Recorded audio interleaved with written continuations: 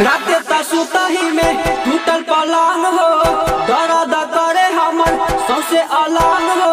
साझे लगा बेसैया कीली ए राजा माजा खटिए पमीली, चोली के हिल तनी सीली ए राजा माजा खटिए पमीली। राते ता सुतही में टूटल पलंग हो, दर्द करे हमर सौसे अलग हो। साझे लगा बेसैया कीली ए राजा माजा खटिए पमीली, चोली के हिल तनी सीली ए राजा माजा खटिए पमीली।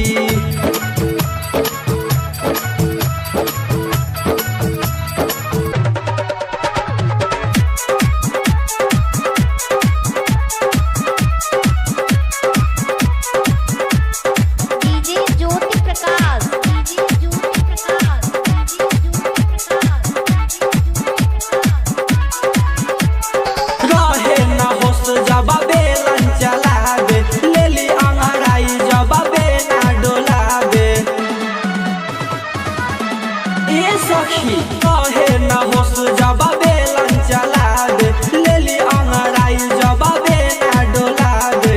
सुखल जाता सखी सैया हमार हो, देखी ले राजा के तब ठोकी कपार हो। जिंदगी में फूल कब खिली ए राजा माजा खटिए पमीली, सैया के हुकुम जदी मिली ए राजा माजा खटिए पमीली।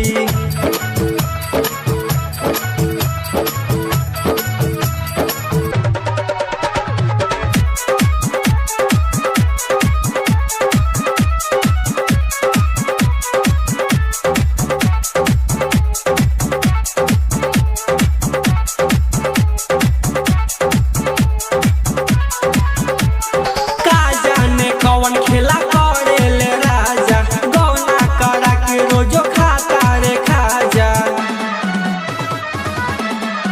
एहो का जाने कौन खेला करेले राजा, गौना करा के रोजो खाता रे खाजा। कदेले राजा हमर घोड़ी के ढीला, पलंग के नट उल्टे कसेला। दहिया भइल पूरा गीली ए राजा माजा खटिए पमीली, कहे कि चल जाई दिल्ली ए राजा माजा खटिए पमीली।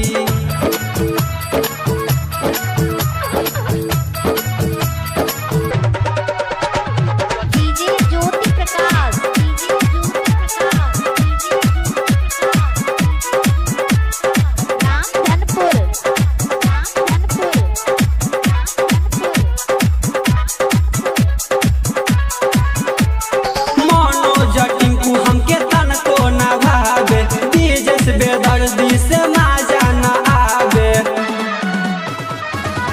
ए सखी, मानो जटिंकू हमके तनको न भावे।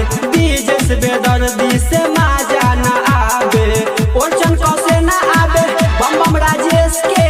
जल्दी बोला द पिया राइटर राकेश के, लागता घुचिए में पीली ए राजा माजा खटिए पमीली।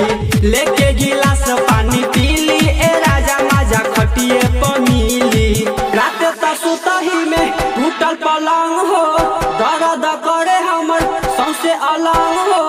साझे लगा बेसैया कीली ए राजा माजा खटिए पमीली, चोली के हिल तनी सीली ए राजा माजा खटिए पमीली। राते ता सुतही में टूटल पलंग हो, दर्द करे हमर सौसे अलग हो।